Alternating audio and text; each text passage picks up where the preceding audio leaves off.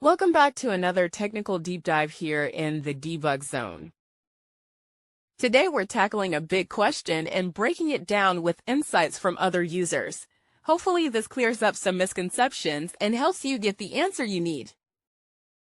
So buckle up, stay a little curious, and let's jump right in.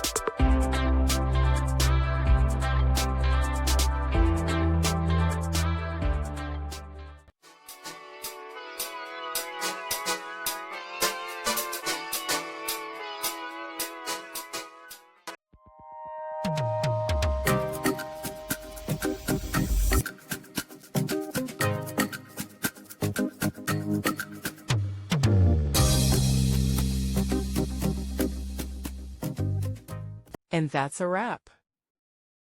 I hope you found the answer you were looking for. If you did, take a second to hit that subscribe button. It really helps out. And let me know in the comments which solution worked best for you. See you next time in the debug zone.